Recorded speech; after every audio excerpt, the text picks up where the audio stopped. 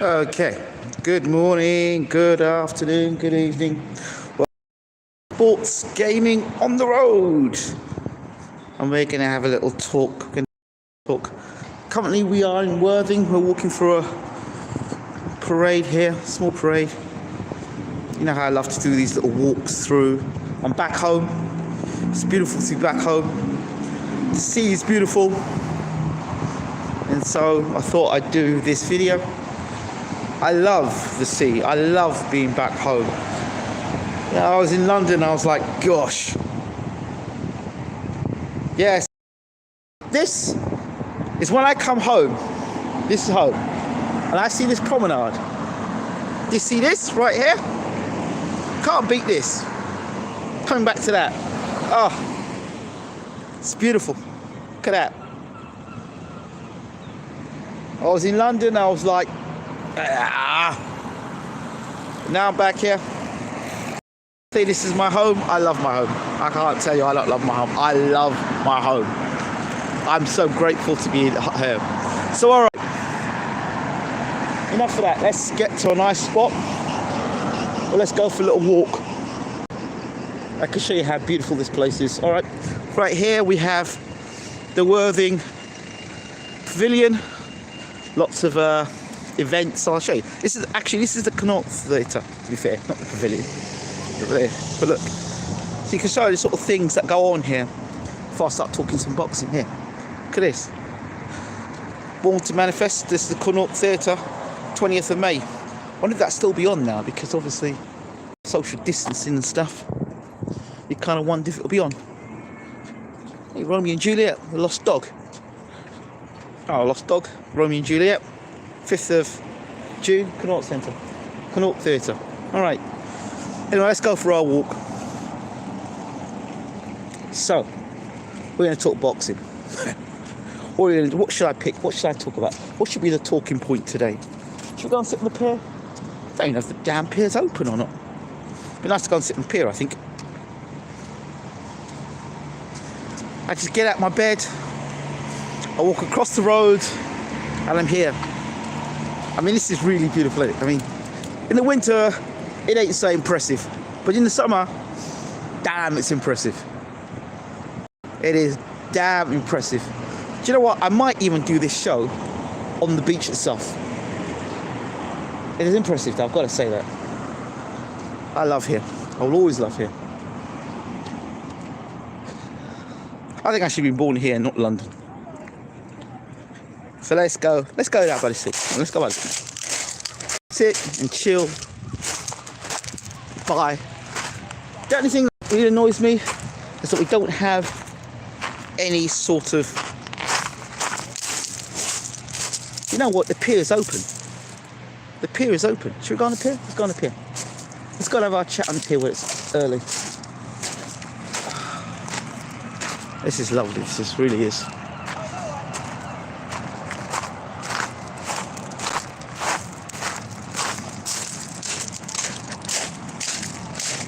Let's go in here.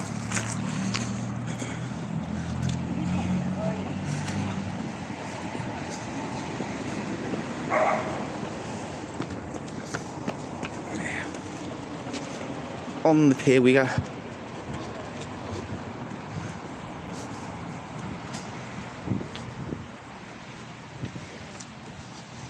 Usually I go, look here, it's all got tables in there. Like, it's all got tables and chairs and people eating. Yeah. Not like that today. Let's find a little spot we can sit down and talk. But this is the Worthing Pier. This is still open. Try doing this in Brighton. No chance. I've missed this so much, just to get up in the morning and just look out here and look at the sea. Oh, I love this place, man. I can't tell you how much I love it. I just can't explain. It's a different world, there's a different universe out here. It really is. You can see, if you look over this side here, look over this side here, see those patches over there, right? what people are walking on there, if you look out there, that's where the actual sea, the tide has gone out. It's not come in. See, all there normally is where water would be. These people walk across bravely. It's where they wouldn't normally walk. So, all right, enough of that. Let's get on to the boxing talk. Let's find a spot where we can do some boxing talk. Seagulls have got no reason to hate me because I'm always feeding them. So I say that to say I don't want no seagulls shitting on me. All right.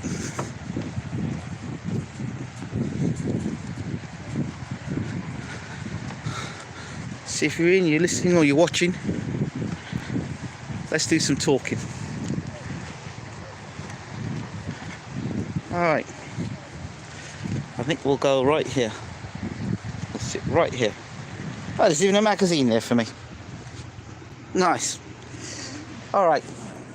Oh, it's a nice spot here. I always said I wanted to do my videos from here. So let me sit back here and start recording. Let's turn this camera around, see what it looks like. No, let's keep it here then. All right. So I say good morning, good afternoon, good evening, wherever you are in the world. This is Bwtm Sports Gaming. No, this is not a holiday. This is my home. This is Worthing, by the sea. So let's talk boxing. I've always wanted to do a video like this out here. I might do more videos out here by the sea. First topic, the Master League I keep talking about, or the Masters League. And the Holyfield coming back, Mike Tyson coming back, James Toney saying he's ready.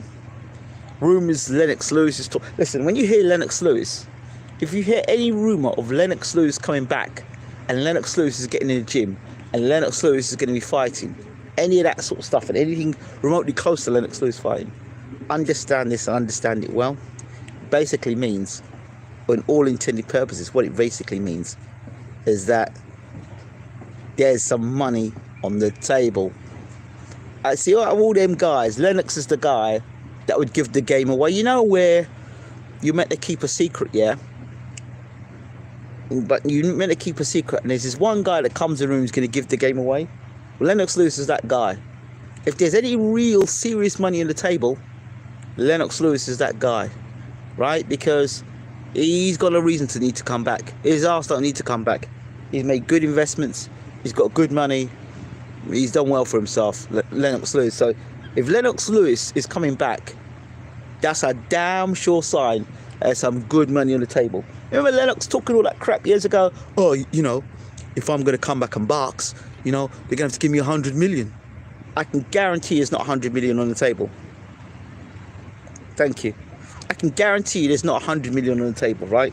You know, if they want me to come back and box, I'll box for 100 million. You know, I'll come back and fight Vitaly Klitschko for 100 million. Remember he said that rubbish? What happened? They're in 2020 now.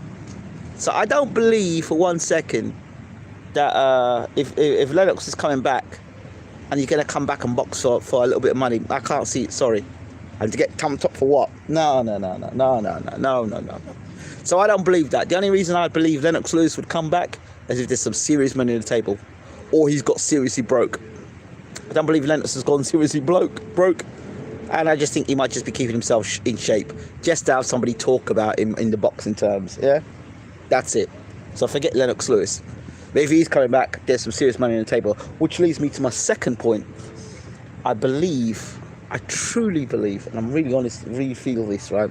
I feel that, again, I think there's a lot of let's suck it and see sort of mentality. Let's see what happens with all these old guys coming back and boxing. Let's see what happens when they come back and fight.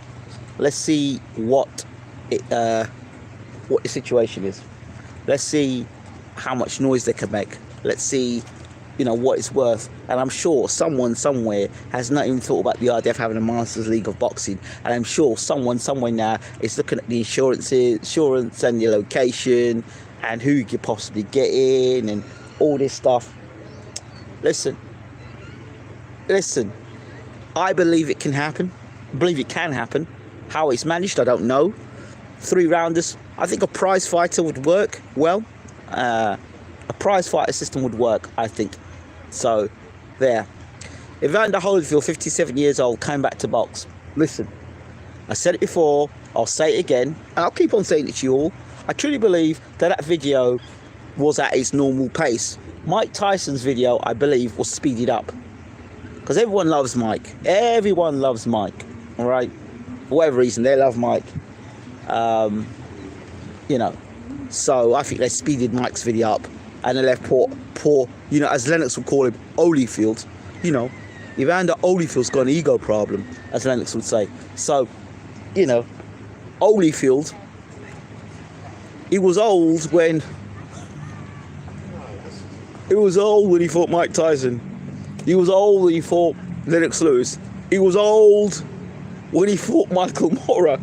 He was old when he fought Valuev. You know what I mean? It was all them times he was old. So Holyfield, guy has always been old for a long time.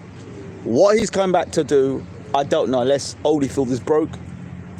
You know, he said he's doing it for charity, but we'll see.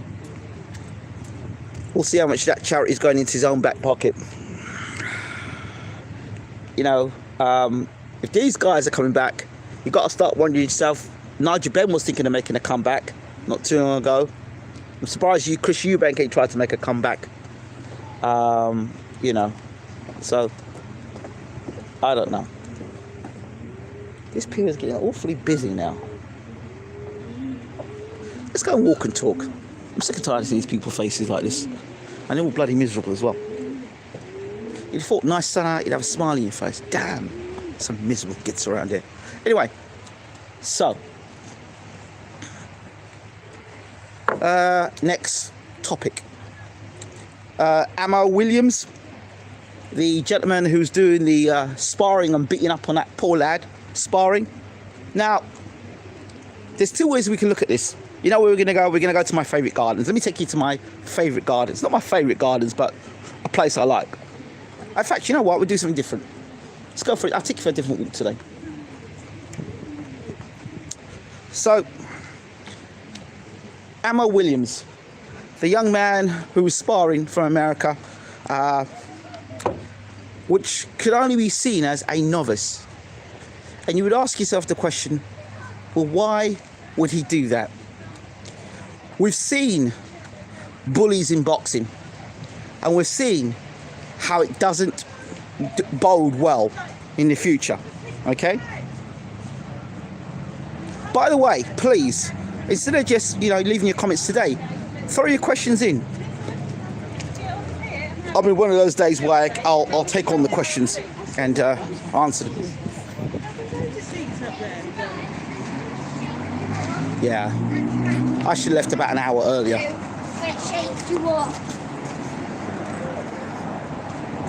It's getting crazy, it's starting to get busy now. And I forgot it's bank holiday Monday. So get your questions in. Good morning, Ruben. Your cousin lives in Windermere, lucky guy. Yeah. Where is Windermere anyway? That sounds familiar.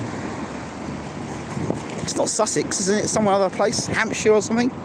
Right, yeah. So let's talk about this guy, Ammo Williams, before I get distracted. So there's 2 trains of thought about this. Sadly, there's 2 trains of thought. Gone are the days where you can think, oh, you know, it's really bad what he's done. He's gone and beat up that guy. That's really bad. Yeah. No. That universe is gone. Right? Anybody now who thinks that way doesn't understand how boxing works or the business of boxing works. This is kind of like how I kind of see it now. First of all, the question I ask myself is, why was that novice in the ring with him in the first place? He had no business being in the ring with him. Now, was that novice running up his mouth beforehand saying he could do this and that, and Ammo was actually putting a beat on him? Because them punches were pretty vicious. There was some vicious punches being put in there. And was that young man run up his mouth thinking he was something special? It happens. It happens where people run up their mouth in the gym, or they talk outside and they say, I can do this to Ammo. He ain't all that. He ain't all that. He's a bum, blah, blah, blah, blah, blah. And he's got in the ring. Lake District. Ah, there we go. Lake District. I've never been there. I need to go there. Show you some here. Walking along. Yeah, let's go to one of my parks. Actually, you know what? You've seen this park before. I might show you another park as well.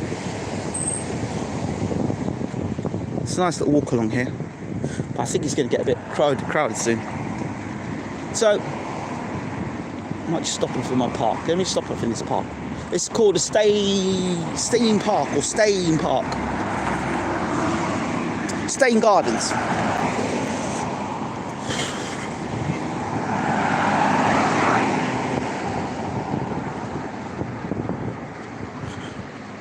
You know, I'm going to do a live stream once where I just get on the bus and just travel on the bus and just stream live the whole thing.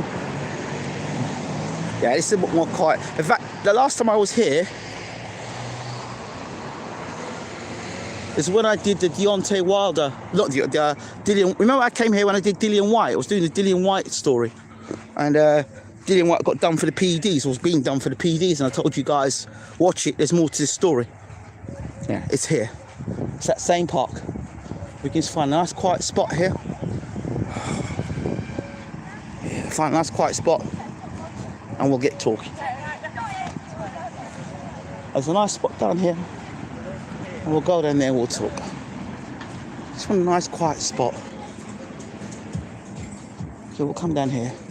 It's really hard, anyone down here, so we'll come down here and I'll just talk down here.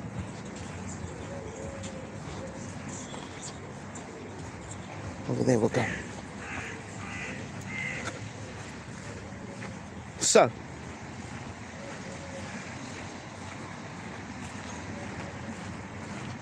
let's find a spot over here. Find a chair somewhere. Bench. Let's see a bench. Oh God, there's no bench here. You know what, we'll just walk along the road. So, let's go back to Ammo Williams before I get distracted even more. So, oh, there's a bench right over there in the corner.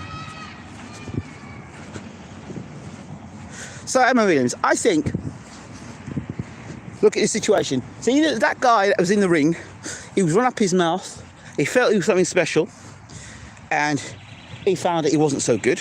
2, it was a bit of a fan thing, a fanboy sort of thing, where he went, oh, I'd love to get in the ring and spar for Ammo. I just love the experience. And he got a beating. So either one of those two things. Or the third thing. And this thing is the one that I would lean towards. You know the expression, there's no such thing as bad publicity? Well, yeah. When you don't have that ability to attract a crowd. Let's sit here. This is nice. Peaceful and quiet. You know, less traffic along here. Lovely.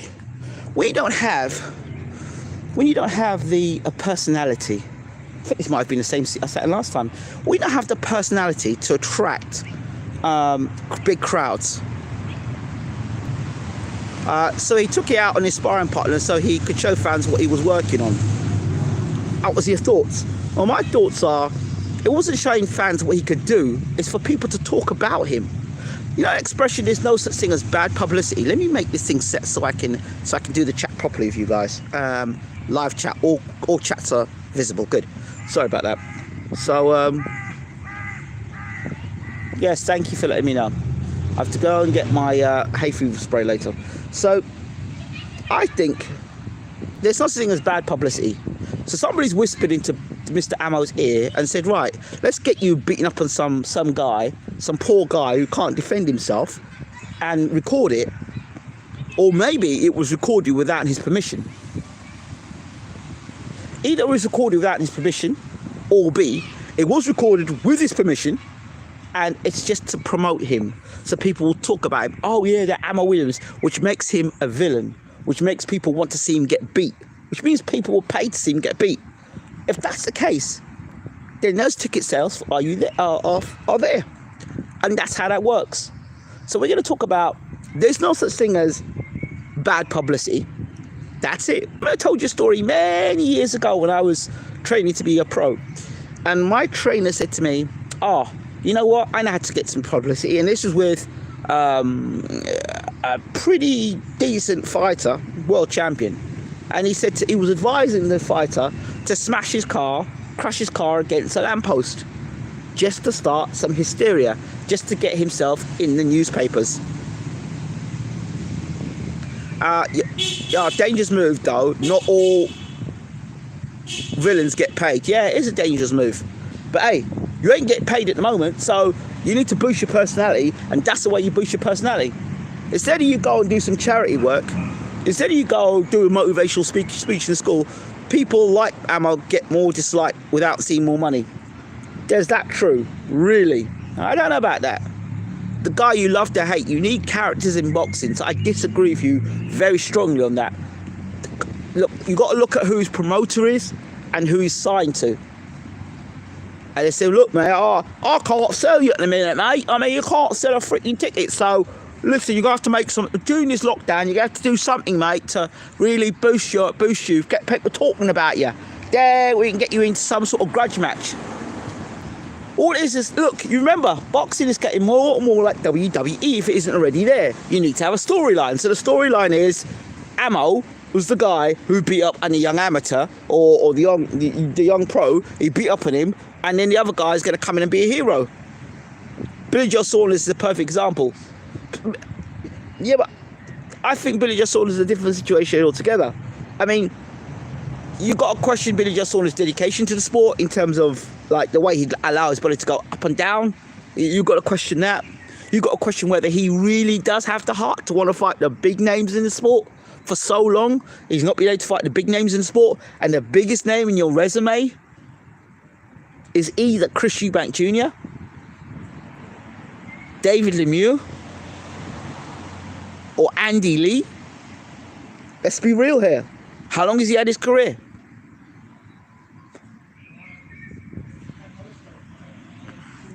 Billy Joe has a history of being a duck. This seems out of the blue. That's what I'm saying. That's what I think is a publicity thing. Out of the blue is a publicity thing. So, yeah. It's not like he's a real superstar fighter, or he's a fighter as well known like Deontay Wilder, and they've got that video that went viral with Charlie. It's history of being a dick. Oh, okay. Well, that's, you said that, I didn't say that. So yeah, he's got a history of doing some things that are probably not great. But hey, listen, hey, you say that, he's still a pretty well-known fighter in the UK. He still do. If you say Billy Joe Saunders is not doing well for himself, I will say to you, don't know boxing. Billy Joe Saunders is doing well for himself. You know why I know Billy Joe Saunders is doing well for himself? Because you don't see him putting these overmatched fights. You don't see him having to fight against the most dangerous guy in the division, you know? So think about it for a second.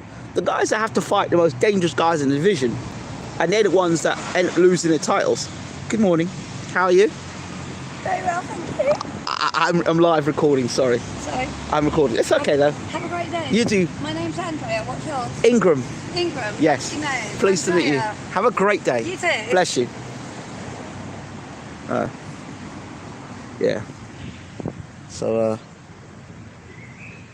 this lady was, oops, froze there. Screen literally froze. I don't know what that's all about.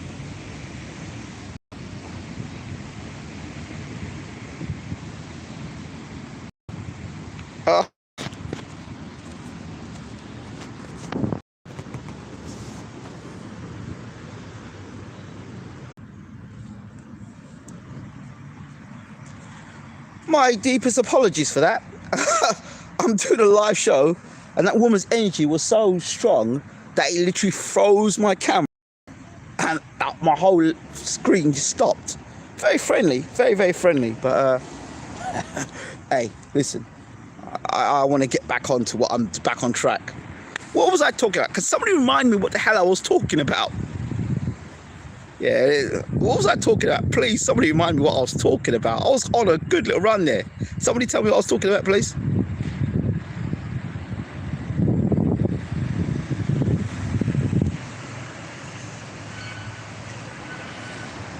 Yeah. You know the guys who are doing well in boxing? You know the guys who are doing well, Billy Joe, yeah. You know the guys that are doing well in boxing? Those guys who are doing well in boxing are the ones that you don't see them in a position where they're in a fight against a guy you know is going to kick their ass. You know he's going to kick their ass. Like this other day when, what was the guy who fought? A guy from up Sheffield, is it Sheffield or Bradford? what's his name again? Oh, he got knocked out by a great fighter. I don't know, daring to be great. And he was a world champion. Calify. Calify. You know Calify making that much money in boxing. You can't be making that much money in boxing because you got to take a fight against a great that's going to... Chocolito. Yeah, Calify versus Chocolito. Perfect example. That's it. That's a perfect example of a guy that doesn't have much, is not making that much money, that needs to make that big jump and take a chance because no other big fights are coming and nobody's interested in him. That's Calify. That was I don't hate using the Calify example. It's just what it is, and that's a situation of that. You don't see Billy Joe Saunders in that situation. So if you want to see about a fighter who's got a situation where they're short of a bob or two, check a situation like that. Daring to be great. You understand? Or doing it for the money. So in terms of ammo, you can put your bottom dollar. He's not making as much money as he may have thought he would have made, and he's probably looking for an opportunity. And the way to make an opportunity is to create an opportunity. And this is the way to create opportunity. His PRs basically said, you know what, do this, and you'll have the boxing world talking about you, good or bad. It don't make a difference. People still talk about you. And in boxing people are fickle. They'll moan about you for 5 minutes and then they'll forget about you. Oh, he's right terrible, he's right bad, he's right this, he's right that, yeah, I should ban him. 5 minutes later, yeah, I don't mind watching him fight against so-and-so though. That's the boxing world. Boxing world is fickle. A lot of people in boxing are fickle. The guy is like 5 fights in, quite sad, he has to pull these stunts so early in his career. Well, look at the people around him. Look at his management team. Look at the management team. You think back in the day, like Don King, like he had mentors. You think those? No, you have to look after. That's why there's a lack of real pay-per-view stars out there, because these people don't know how to build champions. They know how to get money. They know how to get money, but they don't know how to build pay-per-view stars. People have to be ready-made, and even then, they don't know how to manage ready-made fighters. They don't know how to manage ready-made fights. These people in boxing, a lot of these people in boxing today don't know how to make. And people like Bob Arum know what they're doing, but there's some people in boxing that talk a lot, but don't actually know what they're doing in terms of managing a fighter. They might know how to manage finances, but they don't know how to manage fighters. They don't know how to do that, and you can see. Because the strong, long list of fighters they've got that could have been pay-per-view fighters that got royally screwed over because the person didn't know how to build them up properly. That's why there's a lack of pay-per-view fighters in boxing today. And that's why pay-per-view's dying. Because their whole idea, the concept of building a fighter up and creating that support and that success. I could build a fighter up better than half these bozos that are in boxing. Because you have to build the dream. You have to build the storyline. Let me explain something to you. Do you remember when, let me take you back a bit, when Stavern fought Wilder for the second time? That's a story that was built. That was a story built on Bwtm. And do you know how much verbal backlash I got for Stavern getting stiffed in a round? Just because I was building the story up for the Stavern Wilder rematch. Stavern got done. We got all the behind the scenes. I got verbally attacked for it. But that's because I built the story. So that's a story that's been built well. That's a story that's built well. Yeah, that's the story that's been built well. And that's the reason why I got, because people got attached to the fighter. People got involved with the fighter. People felt some sort of investment. They took the time to watch all the build-up, right? That's how I did it. And that's why people, Bwtm say, well, like when Usyk won the title, people knew Usyk when he won the title. When Tyson Fury won the world title, the people that followed the Bwtm story up to the point when Tyson become world champion, they'd followed it. Yes, Hamza. So people had followed the story. People understood the story. Two fighters only cared about money from get rather than building. Exactly. You're not going to hear that. You're not going to hear this talk on many channels. But this is the truth. This is why pay-per-view is dying, because the promoters are just sticking guys out there that are not A, not good enough, or B, we don't know enough about. Yeah, we don't know anything about them. We know nothing about them. And some of them just don't have personality. That's a fact. They don't. They just don't have personality. So really, who's Ammo Williams? Who is he? You know what I know Ammo Williams for? He was talking to some fit girl on a media outlet at a show. I know him for that. I've never watched Guy box before. I know he's American, but I just know that he was talking to some girl that I thought was really attractive. She looked attractive anyway. I don't know how intelligent she was, but she looked attractive from the outside, and he was chatting her up, and it seemed to me that he didn't get anywhere with her. But anyway, that's what I saw of the whole Ammo situation. So that's it. That is it. And now I see him beating up on some guy. So what? He's beating up on a guy. It happens all the time, up and down in gyms, in across the world, where better fighters are taking advantage of other fighters. It happens in the gym all the time. I can guarantee you now, if I went down to Brighton and I went down to the gym tonight, there'd be one person who's trying to take advantage of another fighter, right? But, you know, it's controlled for the most part, and I believe that there'll be trainers there that will stop that shit from happening. However, it does happen from time to time where a trainer will let a guy take a beating. Happens. It happens. Like, my trainer has allowed me to get in the ring with a guy that's much bigger than myself when, you know, a guy who's 2 stone heavier than me and 4 inches taller than me, and allowed him to put it on me because he didn't think I did my road work, right? So I had to use my feet and move and move and move and move and move and move. Do you understand? Just to teach me a lesson. So it happens. It happens. Trainers do that. Did he go back and forth with Billy Joe on that sparring clip? Yeah, well, that's to build some sort. So then what? Do we get Ammo versus Billy Joe Saunders? It's not dangerous. It's not dangerous because the trainer knows what he's doing. Now the guy that's a taller and bigger than you might not be as skilled as you. He might have slow feet. See, I'm giving you some things there that sound worse than they actually are. The guy that's sparring with me, I'm not saying he couldn't fight. He could be bigger and he could be slower than me. His footwork might not be great. He might not have a great jab. He might not have set up punches right. Now, if you've got a guy that's bigger and taller and knows how to set his punches up and knows how to close the range off and knows how to throw shots to the body and knows how to work a ring and knows the science of boxing, then you're screwed. Do you understand? You are screwed. It's like the day when I foolishly decided to get in the ring with Dave Allen, try to spar with Dave Allen, and totally forgot 3 things. I'm not a heavyweight. B, I've never been a heavyweight. And 3, he's a professional fighter. So I decided to get in there and started throwing a jab, and that was nice. Until I realised about 10 seconds in, hey, hold on a second, I'm throwing a jab, he's not going anywhere. I'm trying to, now when I try to do a swivel and try and pull myself out of a situation, I can't get myself out of it because the guy's too big. I can't move the guy, I can't turn the guy. So I'm stuck in a corner, trapped in ropes, getting whacked up to the body. And haven't been trained for absolute years. So the reality is there. And even that, I thank Dave Allen for that, because it's a sharp and harsh reminder. Why do people do this? You're not going anywhere. Look, this guy's going nowhere anywhere quickly. Jesus. Anyway, yeah, so look, a harsh lesson from that, but it's a harsh lesson to remember just how, and I'm glad he did it, because that is what, you know, that's what boxing's about. You've got to respect the sport of boxing, and it's a reminder, and a timely reminder. So that's Ammo Williams out the way. I want to talk about, this is something I want to talk to you all about. It's called a jobber.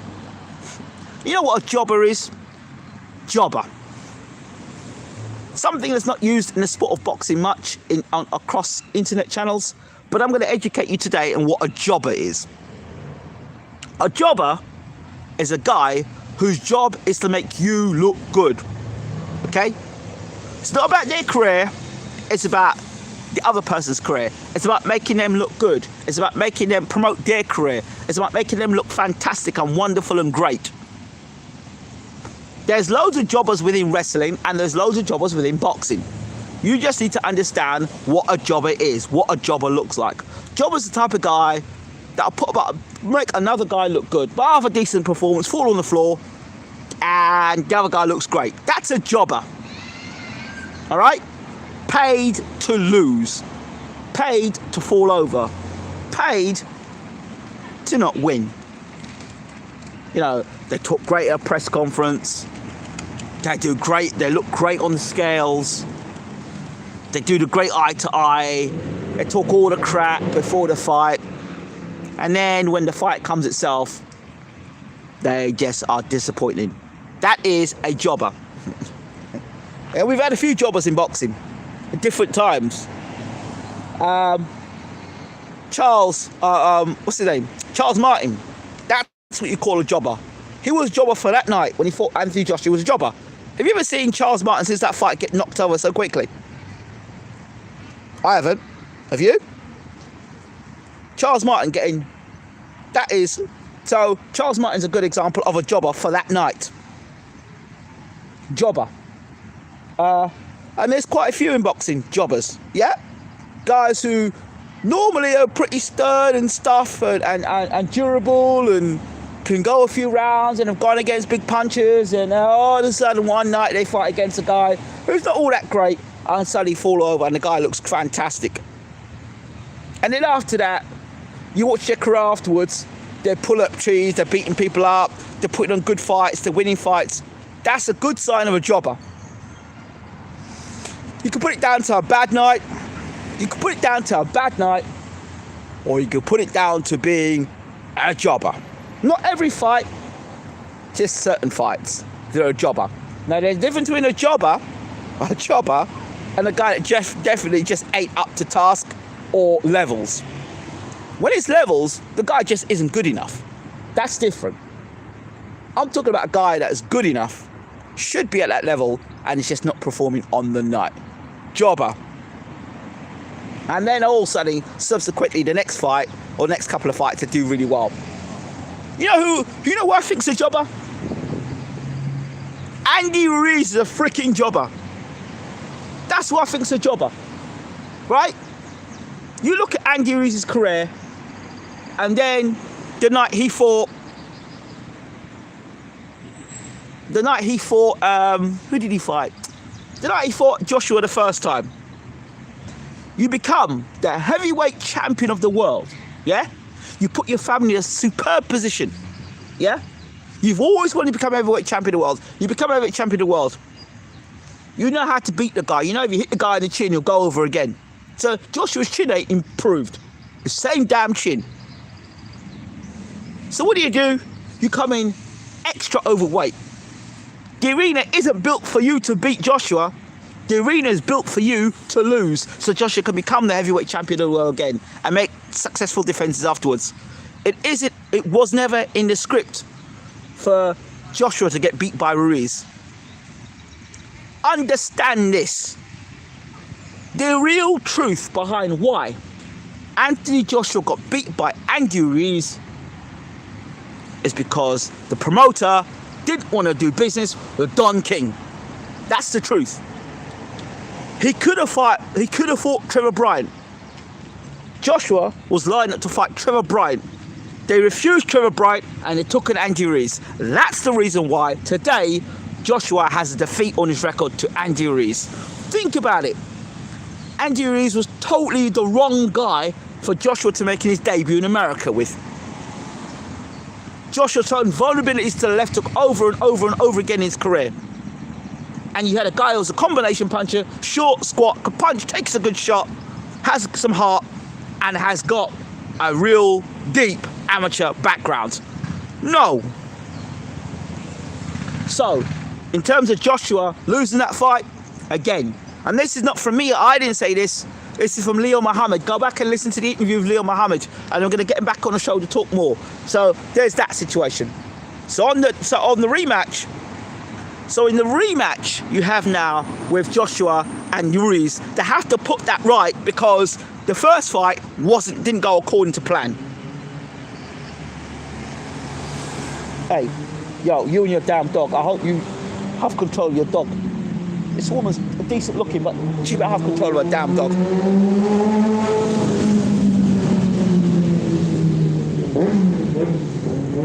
So that's the reason why. That's the explanation to why Joshua lost to Andy Ruiz. So there we go. Right. So talked about that. There's something else I want to talk about today that's really, really bugging me.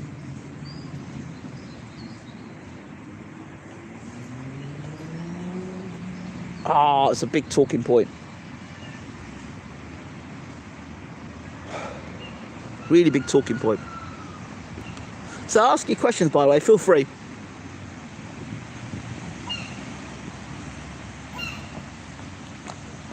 I'm thinking. Talked about jobbers. I've talked about jobbers to you. Talked to you about Amma Williams. Talked to you about the Master League of Boxing.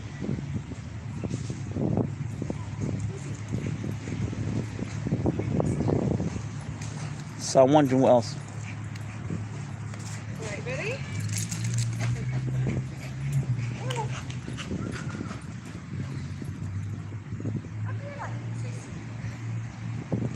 Yes, keep your dog over there. So what else are we talking about? I was going to talk about something else as well. I really was into something. Damn it, I forgot what it was. And it was really important as well. Any questions out there before I log out? Or any thoughts?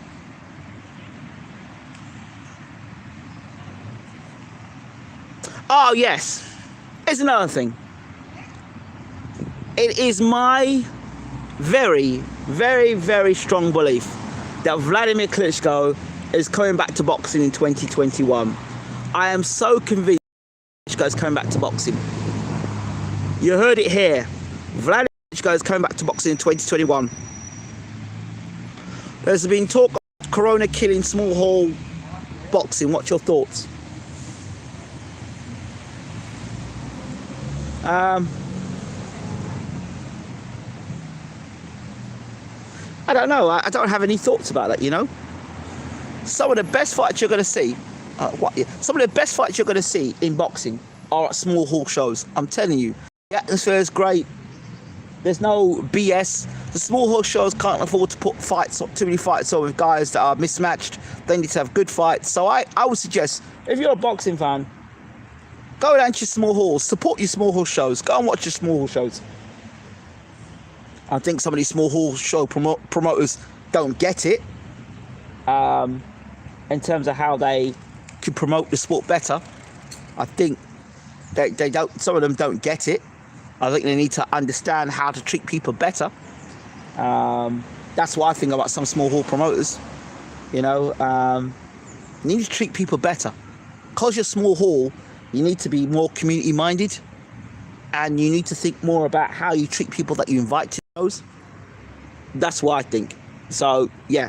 But small hall shows, they're cool. I like them. And I always back small hall shows. I don't even like the term small hall shows. I think it's terrible. I think it's terrible. Because it just demeans exactly what you're seeing there.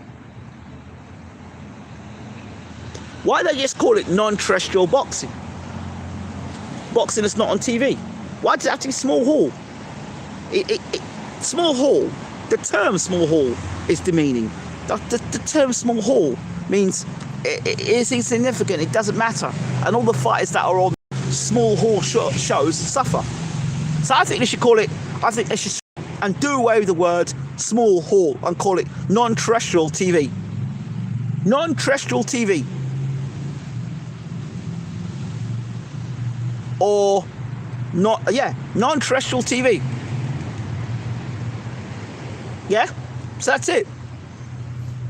But I think if these small hall shows were done live, I think because some people can't get to the shows, so I think there should be more internet shows. There should be more internet shows, and they should charge a price. Exactly. So, well, hold on a second. Wait, hold on a second. How many mainstream promotions have you seen fights been done in leisure centres? They're not called small hall promotions, are they? This is the rubbish that goes. How many times have you seen fights? I've seen Frank Warren put on fights in leisure centres. Is that small hall? Then let Billy Joe Saunders fight in a leisure centre. Hasn't flipping Kell Brook fought in a leisure centre? I mean, stop it. Stop it. Wait, hold on. In fact, every British boxer I know has fought at the York Hall, Bethnal Green. So why is it a small hall boxing? Why is it a small hall show? All those fighters go through the York Hall Bethnal Green, and that's where the small hall show is going on. Why are they calling that a small hall show? And tonight we're live from Bethnal Green. So why didn't they call the next gen shows small hall shows? Huh? See, it's a lot of political BS. So the people that are at the top making more money, and the people who are at the bottom end of the scale get kind of like put to one side. And then what they do, this is what happens. For the most part, listen to me carefully. This is how it works. You have your guys that are Olympic gold medalists, amateur ABA champions and all that stuff. They fight and they get contracts with the big promoters, yeah? And the small hole promoters are guys who didn't do much as amateur. Yeah, they may won a couple two, had a little amateur career, and they build themselves up. Those guys, for the most part, are used as cannon fodder against the big names. Cannon fodder. You know what cannon fodder is? Cannon fodder is another term for the guy that's just not good enough. Just haven't got the skills levels. And then they take that big fight on TV thinking that they've got a record of, 20 fights unbeaten or 15 fights unbeaten, fighting on these non-terrestrial card shows bouts. And then what happens is they get the big lights, so they get done with stage fright. They don't know how to react to the big lights. You know? A lot of their trainers are quite happy to take the money under the carpet or take the money and allow their fighter to lose. So they get a little bit more money and they become the jobber for the night. But they don't understand they're the jobber for the night, but they're the jobber for the night. The first Andy Ruiz fight with Anthony Joshua, Ruiz was meant to be the jobber for the night. But they picked the wrong guy to be a jobber because he didn't want the role. That's why they were so quick to get that rematch. That's why they built that stadium to get the rematch. And that's why Andy Ruiz is the way it is. The moment cannon fodder impresses big promoters, throw money at them, leave talent drain at small halls. Yeah, that's it. That's how it works. That's how it works. It's just a conveyor belt. A conveyor belt. Conveyor belt. So, next time you watch a next gen show, ask yourself the question: how many next gen fighters have gone on to become world champions? How many next gen fighters have gone on to be pay-per-view stars? And how long does it take for them to become from the next generation fighters? I'm not just talking about one particular show here. I'm talking about these up-and-coming fighters. How do they convert from being what they are to world champions, and how long do they remain world champions? How consistent are they as world champions? So it's a mindset. But I tell you something. I've got so many thoughts on the world of boxing. And I tell you something, if I ever manage a fighter, you can be guaranteed.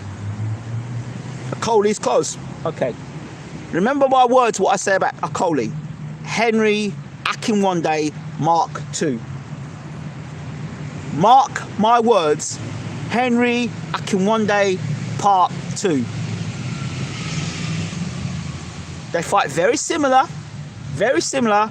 They've got the rabbit in the headlights look. I don't think... You think I'm harsh? Stay there. Henry Akinwande was a world champion. Don't knock Henry Akinwande, he was a world champion. He dropped Lennox Lewis as well. Although they didn't give it a knockdown, Akinwande dropped Lennox Lewis. Don't knock Akinwande. Akinwande can fight. It's just, you got to know your boxing. Akinwande was an ugly style. He'd tie you up. He had long arms, octopus arms, tie you up and fight ugly with you. Very ugly fighter, right? But he got the job done and he became a world champion. So don't knock Henry Akinwande. A lot of people don't want to talk about Henry Akinwande, but he was a heavyweight champion of the world, as much as Herbie Hyde was a heavyweight champion of the world. And Herbie Hyde didn't want nothing to do with Henry Akinwande. Lennox Lewis really didn't want to fight Henry Akinwande, and that fight was won because Henry Akinwande was scared to death when Lennox landed big punches him and got disqualified. Mark my words, I'll put money on it about Okoli end up being the next Henry Akinwande. I'm telling you. And you know when I saw, go back and look at Henry Okoli's last fight against that Frenchman? He hurt Okoli in that fight. He hurt him. He caught him with a shot and Coley didn't like it. I'm telling you, before he knocked him out. And that guy was terrible. That guy was terrible. The guy was terrible. I don't know where they got him from. I'm just saying it as it is, right? I'm not saying that Coley isn't talented. I'm not saying that Coley isn't a good boxer. But the way he's been handled, just like Bwtm, my words will come to fruition. I warned you about Adam Kownacki, what his name is, Kownacki. I warned you about him. When you fight with your face, it's only a matter of time before somebody tags you. We saw it with Robert Helenius. Taller, longer, good amateur record, good boxer. Don't knock Helenius. He's another guy you got to be careful of. Helenius can box. He's got a good jab. He's got a nice right hand. Puts decent punches together. Has a decent chin. You know what I mean? Don't knock them guys. Don't knock them guys at all. So, we'll see. We'll see. When the Coley steps up to world level and he actually fights somebody who's going to hit him back hard, then come and have the conversation with me. But you've been warned. So we talked about jobbers. Talked about cannon fodder. I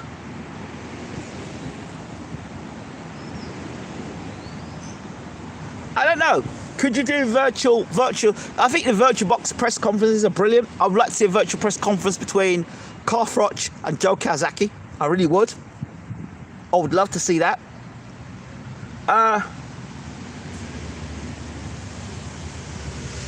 Right, this is a story I wanted to talk about. Haha, yes, this is the one. Deontay Wilder. I'm going to tell you something straight. You can like it or you can lump it. You can like it or you can lump it. But you know, I tell it as it is. You all don't listen. Some of you don't listen. And this is what I'm going to talk about. You remember all the time way back. It depends on who their match against. GG fights with his face, but he hasn't really been exposed because his opponents were carefully picked. Good.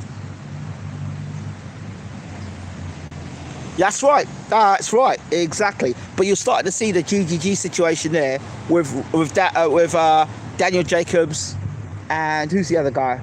And Canelo. You're seeing guys that are exposing GGG for the limited fighter that he is, and the last guy he fought for the limited fight he actually is.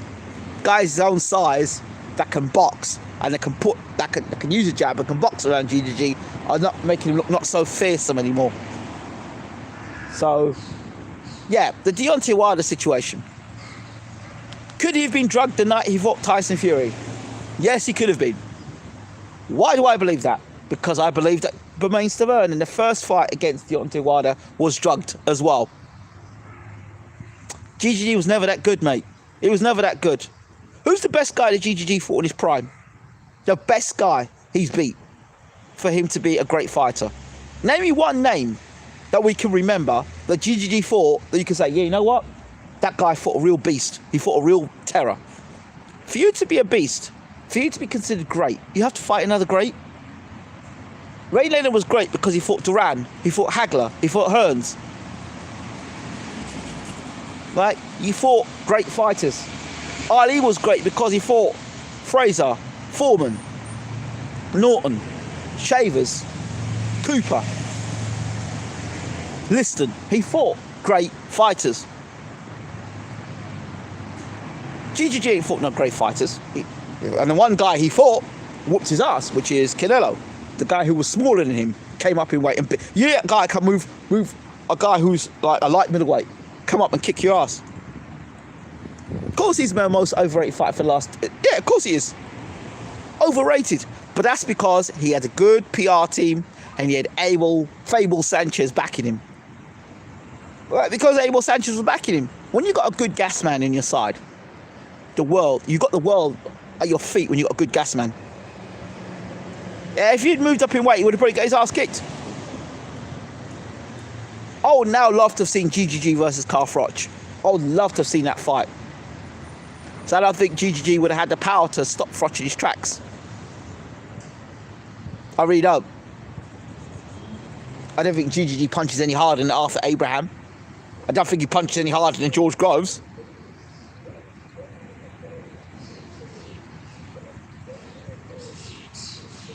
Yeah, exactly. Of course he picked his opponents. That's why every time they try to throw, Charlo at them, they didn't want Charlo. Every time they say, why you fight Charlo? No, they didn't want any of that. Because that guy was coming and he was going to bring work.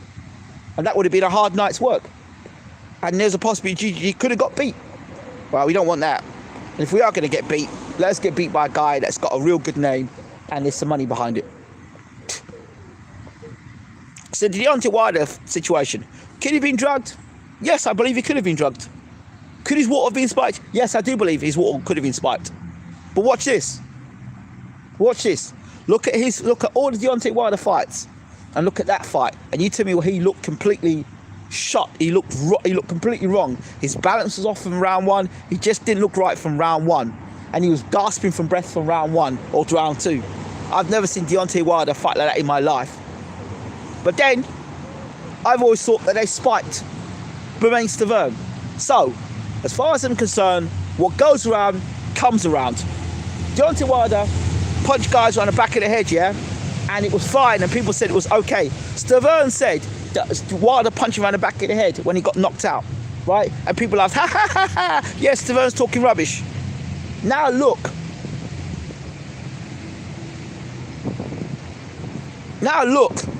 Deontay Wilder gets punched around the back of the head, and they say Tyson Fury punched him around the back of the head, and people are now up in uproar about it.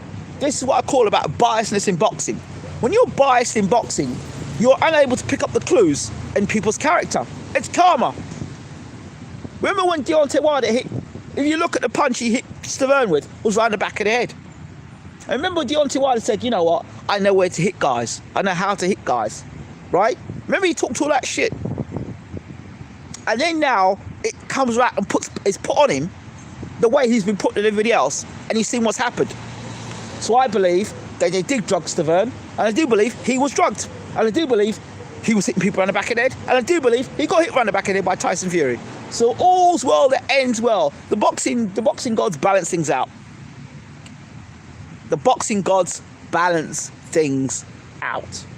So if it happened and he got drugged, I'm not surprised, and because that's just the way the sport works. And I told you already, if you know the history of boxing, you also know that 49-0 Marciano's record was being challenged by Deontay Wilder, and he quietly probably wanted to beat the Marciano record, and he probably spoke out and said, I'm going to beat that Marciano record. Marciano ain't that great. I'm a better fighter than Marciano. He probably whispered that out to somebody, one of his camp members, and they went back and they went and told somebody in a bit of power and said, you know what, we can't afford this guy to beat the Marciano record. We got to stop him in his tracks. How many other guys have tried to beat the Marciano record? Look at the history of boxing, the heavyweight boxing. Mike Tyson, what did they do to Mike Tyson? I don't care if it takes away from Fury. I'm talking fact. I'm talking fact. I'm talking fact. I'm talking fact.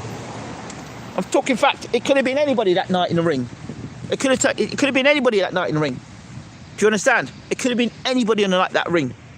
When Stavern got beat, but when Wilder beat Stavern, you weren't telling me that stuff. Oh, it took it away from Wilder's win. So this is what I'm talking about. Unbiased in boxing. Be plain, be straight.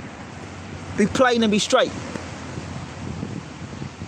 Fury still had to do a job on him, so that's not taken away from Fury. The job may have been done easier, but he still did the right thing. Technically, he got on the front foot and he boxed Wilder the way he's meant to box him. So that's got, technically, and what Fury did to Wilder has got nothing to do with the fact that Wilder was spiked. The fact that he was spiked, Wilder was still throwing punches. He was still throwing punches. So I don't want to hear any stuff, I'm taking it away from Fury. I'm not taking nothing away from Fury. He boxed, he put a good performance on, he boxed better than he's boxed in the whole of his career in that fight against Wilder. Now, was it a contributing factor? Wilder may have been drugged? Maybe so. Maybe so. But I'm just saying that if he's coming out and saying he's been spiked, then yeah, I believe it.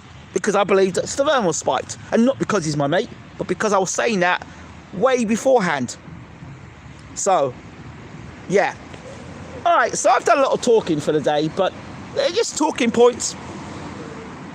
I think it is what it is, you know. But go back and look at these fights and see how these guys fight and look for patterns. I always look for patterns in boxing. What do you do afterwards? Stuff like that. Right, let me get out of here because I've been here quite a while. Have a really great day. Bless you all. And I'm probably going to do a stream later. Take care.